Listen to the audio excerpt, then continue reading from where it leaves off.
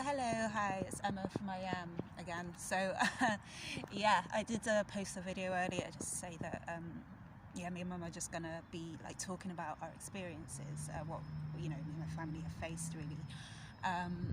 So yeah, we're just out for a walk. It's a bit cold, but it's fine. But yeah, so I'm with her now. Like, she doesn't really want her face shown at the moment because she's still got like effects of the medication, so she's still, she wants, like, but obviously she will show her face in the future when she's just feeling and looking a bit better, but she's getting there. But yeah, so really we want to, because there's so much to talk about, it's mainly how the system literally tried to like destroy our family. We're coming back together again, like just to, but yeah, basically from childhood you can start seeing how from the moment they started getting involved with our family, like we were separated all the time. It's like trying to separate us, which obviously I think genuinely does have an effect with knowing who you are. If you are, sorry I had to pause, but how being separate from your family from such a young age and everything, and this happens to many, this has been happening to many black families, people of colour and their families and stuff, but how it really does can affect knowing who you actually are, and can then actually affect how you grow into what you, if that makes sense. But obviously I'm saying from now I can kind of see now me and my family getting back together and starting to work together really. I can start to see, well, we're trying to heal and everything, but we can start to see, I can see that these experiences, we're going to grow from them and we're going to learn from them, obviously.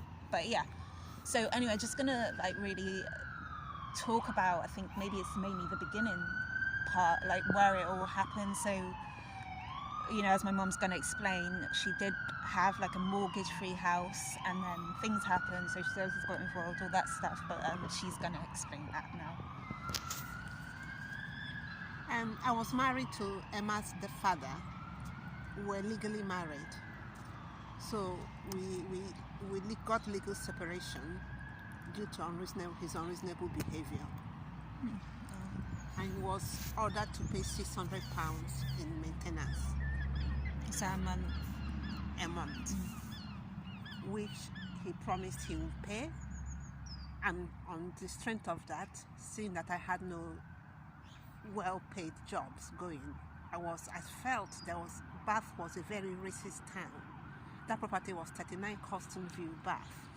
It was very racist because I wasn't being paid. I was being fobbed over. I work and not get paid, and I had 2 babies strapped to my back, far from home, with no family, no help, not one day's help from anybody, or say babysit, let's just take the baby off your hands. I never had that luxury. So under that climate, I set up a hairdressing business. I had one in Nigeria. I set up the business. Prior to that, I had gone to the banks to lend me money. They refused to. It's just that racism. They said, you have a viable business. No, there's none other in town, a nail bar and everything. None other. Well, we're not going to give you the money. So I went to this I group, and that's how. But the small loan, £200 a month. £200 a month. And my ex-husband did not pay the £600. He had promised the courts and myself he would pay. And that was how things got so hard, because I was depending on that money.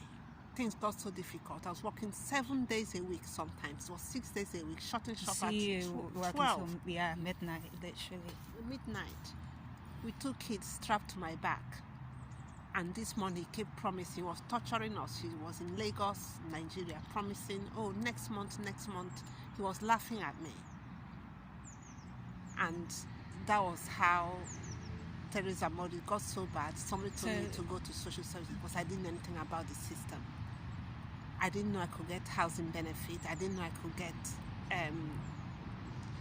income support. I didn't know anything.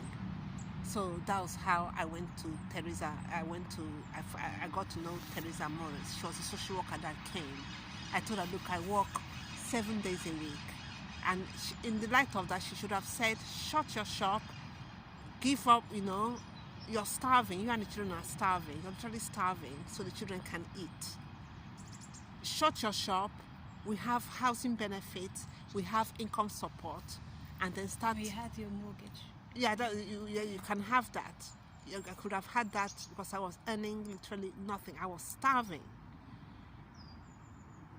So, because to have a business, you have to have financial backup. My financial backup was the £600 a month. My husband had promised the Courts and myself he'd pay us, and he hadn't. So the shop I couldn't do the things I could have done. I did what I could. I was there 7 days a week, most weeks. She should have said, these are your options, told me my options, then left it to me. Instead, they were coming, watching me cry until I lost my house and I was in temporary accommodation. And it was over how much? So yeah. £200. £200. I had tried to sell a £1,500 car I had, and I was being offered £96 when I stupidly told people that I needed the money or else I was going to lose my house. Just over £200. I had no advice from lawyers. I lost every equity in that house. I lost every equity, and fast forward it to right now. I'm in a studio, very tiny, cramped studio accommodation. Temporary. That's all it's been for the past 7-8 years. It's been temporary, from one temporary accommodation to the other. St. Mungo's Charities and stuff like that, and then to put me into one of the houses which the laws that is easily where I should be, would be to put me in a situation of the likes of Teresa Morris. That same Teresa Morris that got involved with the very first time I got involved with social services was the one that, instead of helping with the neighbor's situation or telling me what to do in the temporary accommodation when my children were being harassed after I lost my house, they watched me lose. It is now that I realize how much they could have done to prevent that loss. And that is why I'm going to take up legal advice, because right now the houses here are so expensive. My sister, and my family have decided to club together, and they're going to be helping in any way financially, so that you could get help. And now I want to record to see how that help is given. If it's going to be dangled in front of us and not given to us, that my housing benefit is £850, and that they could pay the deposit alone, and that they will deduct and they'll pay the deposit alone, and they'll deduct from my benefits. So let us see. I'm recording it to see if they actually do it, because my other option now is to be in a partly looked after accommodation, where you're partly looked after, which I prefer Emma and Adam to do. And that is where they make up all sorts of stories and lock me up. I've been forcibly medicated. Basically, we're like at that point where we do not want any of their involvement anymore from mental health, because literally the support that they always say to be given is actually made everything worse. It's made her physical, to be given injections that make it hard to walk, hard to flip and move your arms. She couldn't tie her shoelaces, she couldn't put her shoes on. That's not support. So what we have been fighting for really is that me and the family, we want to look after her, and that in itself seems to be a fucking struggle, but we'll be sorting that out. So we've advised them of that. They said they're happy with that. We've also, they said they can also cover $850 if we go through private rent. They can cover the $850 a month for that, for private rent, and then the deposit. So we're just really going through, just trying to see which we pay back. Yeah, We pay back yeah. the So I think deposit. we pay back the deposit, but we'll be looking more into that. But we just feel we just want to be like sharing basically the journey of getting out of this situation, that because I they shouldn't shouldn't be- force I support shouldn't be if in the this family too situation. are not, are not agreeing with it. The support that they were given was destroying us. So we don't They want. paid out 5,000. They paid out £25,000 in damages for the very first forcible injection they gave me. How can I report that my kids are not being allowed to see that we're being targeted? How can I make that sort of report and then end up it's turned into that I'm a schizophrenic and I'm being forcibly injected? An injection is killing me. I need medical help. It's the physical, which if you see me now, you will not believe how I feel inside. It's the The medical medication. help I need is the kind that I want to seek for myself. To either go back to Africa, that's why I want to go back to Africa and see my aged family and use my father is a bishop, spiritual help and support, and look for any medical help I can find out there, and herbal health. When I mean medical, I mean herbal and all sorts, because I need help. I'm not going to shut up and curl up and waste away. I will not shut up, because there are many like us. And it needs to stop. I suspect that there's one woman I suspect that died in the last hospitalization. Last time I saw this black woman, she had tears running down her cheeks, and I never saw her again. She couldn't function, she couldn't eat. And if not for the exercises I've been doing, I would have been shut down like that, unable to function, unable to eat. I see her with food in front of her, unable to eat. There are things I need to do, many hours a day, many hours, days and nights, for the past, since Dr. Danite forcibly injected me. Out of that £25,000, I only got £5,900 of it. That was about 8 to 9 years ago. I'm going to have to spend almost the rest of my life trying to heal. And I want my children to talk about their experience, because they always say, oh, we'll help, we'll help. That's why I'm recording this so-called help. My move, not to be moved into an accommodation where they say they are looking after you and they're not, where they take carers allowance, and when they want to move you on into the system more, to be fed on, you have the sort of like system must go on. In comes the doctors. It is a crisis situation. It is a crisis matter. We're going to lock you up.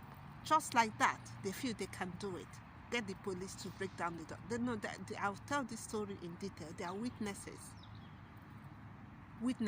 There's my son's friends who tell you how 7 squad cars will turn up at Luxon Drive. That is the property after New King Street. After they started locking me up, and break down the door and drag me off to the hospital, and my children crying. There are many that die. Many think it's a brain injection. You feel it in every aspect of your body, and you can't talk about it. There are no signs of it on your physical form, but you feel the effects of it. I can't walk away. I can't walk away from 39 Custom View or down Bath, BA2 2PL. I can't walk away from my home, the home of my children. I will not walk away. Look at me now in a very tiny my new studio flat, from a mortgage-free house to my new studio. I want to understand what possesses the likes of Teresa Morris. They want to hear your pain. Tell us how you feel about it. Tell us. You cry and cry until you find out they're actually enjoying watching you cry. Tell us, Dr. Danite, how you feel. I feel that if I'm paying you £40 a week and neighbors are harassing me and my children, that I shouldn't be locked up and injected and being told that it's on account of my inability to manage my finances. That's why without giving you any advice, like they should be at least helping you with the financial situation, and you know. And to be told that I'm making up the stories, that my children are being harassed, and I'm planting the stories in their minds and making them lie. No, which isn't true. There is more. Emma will come to the hospitals, my face swollen, my body swollen, unrecognizable. Years of it. Just because I said my children were being harassed. I would have been erased if not that I have been finding ways to make myself function, to make the pain bearable. It's like a vibration kind of thing. It makes me restless and tired at the same time. And very, very, very, very, very uncomfortable. As their last letter to me said that they will leave me alone because of intolerable side effects of their medication. But I'm damaged now. The physical part of it, if they do some tests on me now, my body, my physical form, because I need to know what damage these injections have done, and I need to see the justification of it, because the mental health system is never talked about. So many die. It's never talked about. The drugs seem to work fine for the whites, but it's not working for me, a black person. It seems to work well for them. I had so much potential. My children have got so much potential. That house was their inheritance. That house is theirs.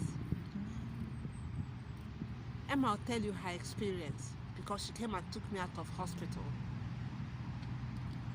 Barely 2 months ago, she came and took me out of hospital. And I was told, as usual, that I've lost my home. As usual, the temporary accommodation, the accommodation they had for me, that I had lost it. As usual, this is what normally happens. But this time around, I got my belongings at least back from them. We were on the street for almost 2 weeks. Cold and freezing. Emma will tell you about what the social services, even after they gave me somewhere to stay, and they verified that she was out in the street. A very, very beautiful girl. 5 I had to wait. 8. She was tall, 5 foot 8 inches tall. 5'11". Very beautiful girl. They verified that she was sleeping out, and she was told that she can't stay with me. That is against the law. That's a bit complicated. It's a bit complicated. Social services, they told her. They said I had to basically verify, to be verified as you had to verify yourself as homeless before you can be given any sort of accommodation, which is, even if it's just like in a shelter or whatever. And this meant me having to sleep in exposed areas. They said, make sure you can be seen. Make sure you can be seen, but it can take days for them to even come and find you. But you have to make sure you're in a very visible place. I was just like, so I'm a girl, and you're telling me that I should just sleep out where I can be seen and exposed by the public, just so you guys can find me and see me in a really horrible, horrible situation. See me at my worst. Just see me at my worst before you will flip and help me. Considering I've been on the phone to them for about 2 weeks, straight, telling them that that I'm homeless and everything like that. And then, 3 weeks, I was advised by the emergent, with my mum. They sorted my mum out, which was absolutely brilliant after 2 weeks. Of stress. And then I was continuing there trying to sort me out. They said, the emergency duty team, they said I could stay at my mum's.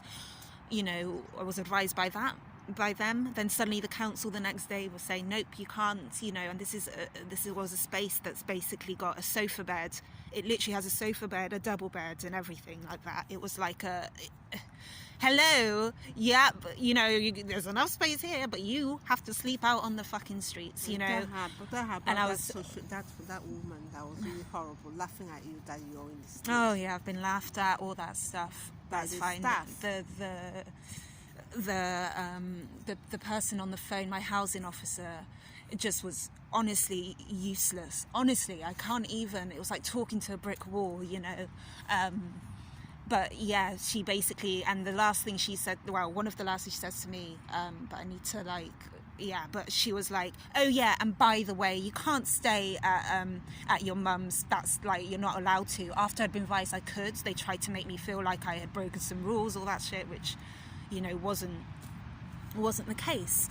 And then they find out, and then they're, you know, and I was like, I was advised by you guys I could stay there, and now you're, you know, you've just basically, it's like you just wanted to block that for me and all that shit, but whatever. So I have been just sleeping out since then and just trying to, yeah, sort shit out basically. But legal way, because I will not have lost my property if I'd known anything about the system. I would not. If you know, she hadn't been misadvised and everything, it would not have and been watched a problem. watched until I was destroyed. I was not told my options, and now I'm not going to spend forever quietly bearing this burden of ill health. Although I appear to be physically getting better, I am tying my shoelaces. I am managing to, like this morning, I managed to eat some breakfast. I have to clean out. There's this dirt pouring out of me. I have to, if I don't clean out some areas of my mouth, there are things I have to use to scrape out all the medication, all the wickedness coming out. And if I eat on top of it, I am more physical discomfort and pain. I spent hours doing this, hours, and felt layers and layers of I don't know what. It would have killed me. Every area of my body, it would have killed me.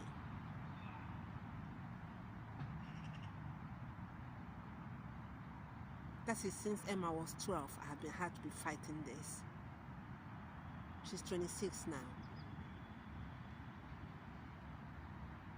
And no matter what, you know, we used to say, do all that stuff, they just wouldn't listen. They've been laughed at by the doctors, by the staff and all this shit by just saying we just want, you know, mum to be like, you know, you're giving her horrible thing, like horrible injections and stuff, and that's all we wanted, is just really to just be left alone. I went to the press before the loss of my house.